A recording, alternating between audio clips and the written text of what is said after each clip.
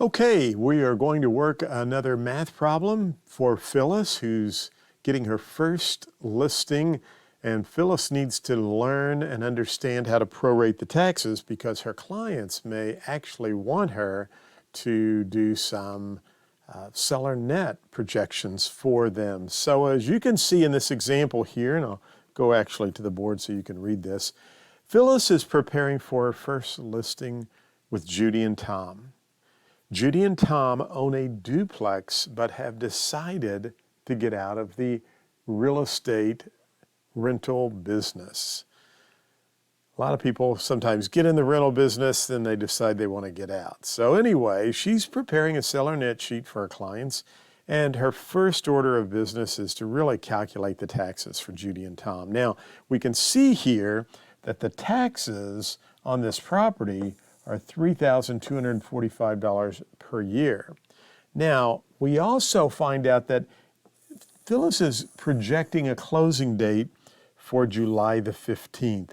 And so the question asks us, how would the tax proration be calculated for the closing statement?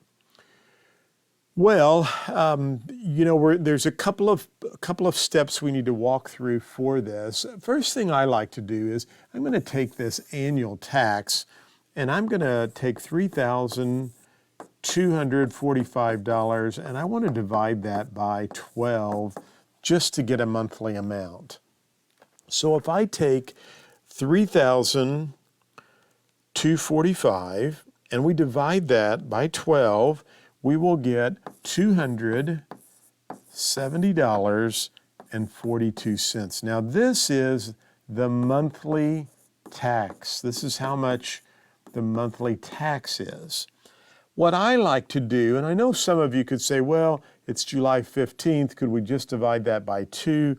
I always think it's better just to take the $270.42 and divide it by 30 to get the daily tax amount. So if I divide this by 30, I get $9.01 per day. That's our daily amount of taxes. So now I've got both of those taken care of. And I need to look at the closing, and it's July the 15th. Now, I just want to share with you how my mother always taught me to calculate taxes. And she used to actually teach when we did live classes years ago.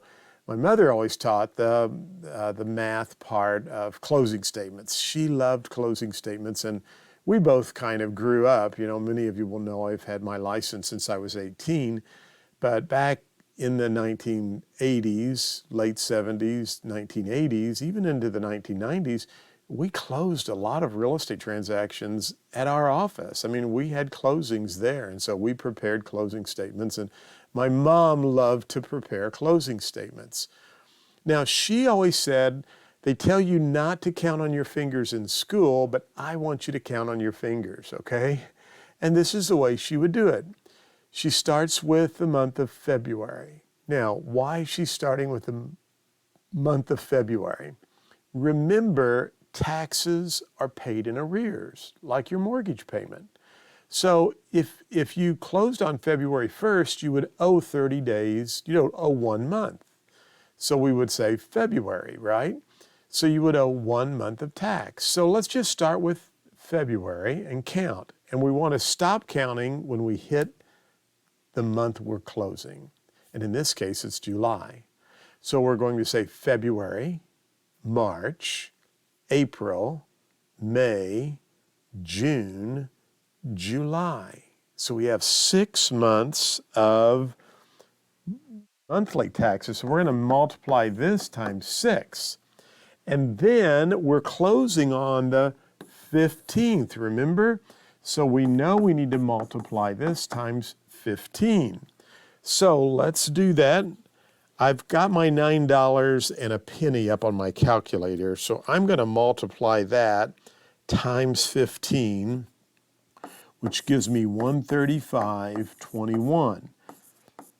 And now, if I take $270.42 and I multiply it times 6, I get $1,622.52. Now I just need to add those up,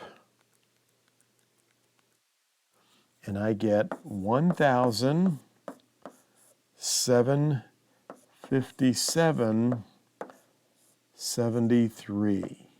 Now I'm just going to double check everything here. So 270.42 times 6 gives me $1,622, and $9.01 times 15 days is 130. I got $135. So let's try that again. $9.01 times 15.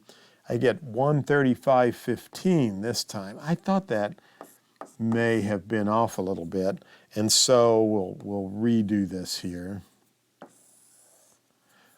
135.15 plus 1,622.52 equals, some of you who already worked that are probably just infuriated with me because you were wondering what did I do wrong? And it was me that did something wrong, but that's okay. We'll keep the video running. But it's 1,757.67. Now, just to double check, $9.01 times 15, 135.15 plus 1,622.52 equals 1,757.67. It's interesting. I am actually redoing this video now because as I was doing the video, I saw a typo on the in the problem. And I thought, you know what? I did a great job on the video, and I thought, you know what? I could just let it slide. And then I thought, no, I want this to be very professional and done correctly. But occasionally I might be off a few cents with a problem like that. So hopefully that's okay and everybody got the right answer. And again, your calculator could round up or down a few pennies, so don't panic or worry about that. So again, the answer is 1,757.67. Now we have to ask ourselves, how does this show on the closing statement? Well, remember that taxes, I'm going to just put taxes here. When you pay your tax bill on 12/31, you're actually paying in arrears. So you're paying backwards, not in advance. So if we're closing this property here on 7/15, I think that's when the property was closing, wasn't it? Yeah, 7/15. The seller owes taxes from January 1st until 7/15. So this is going to be, this part right here, will be a debit to the seller, and it will be a credit to the buyer. So we're going to just debit the seller $1,757.67, which is your taxes from January 1st to July 15th, and we'll just take this and give it as a credit to the buyer. Now, don't forget that at the end of the year, the buyer will need to make the entire tax payment for the whole year.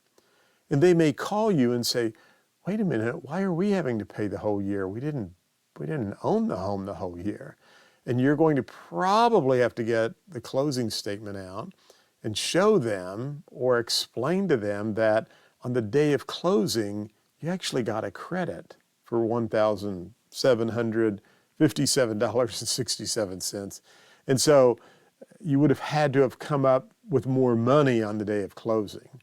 But we gave you a credit for that, but at the end of the year, you're going to have to pay the whole tax bill. Hopefully that makes sense, but a lot of times buyers, you explain it at the closing, everybody's good, and then long about Thanksgiving or December when the tax bills go out, the phone starts ringing and buyers are wanting to know why they have to pay the entire tax bill. Now, if your taxes are escrowed, probably won't make any difference. You money in escrow, and so your lender will be paying that tax bill for you. But in certain situations where it's a cash deal or conventional financing, and they don't want their taxes escrowed, you may get a call about this. But now you know, we charged the seller from January 1 until the day of closing, and we gave the buyer a credit for that same amount.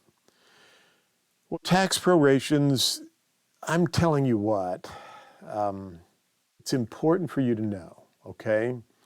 And it makes you look professional when you can drill down in and have a copy of their tax bill and like be fairly accurate. So know how to do tax prorations. We're going to do some rent prorations as we move forward in case it's a rental property. We've got lots of other prorations, but it will make you look professional. It will set you apart from the competition, and it will help you win more business. All right, we'll keep moving along. Keep up the good work.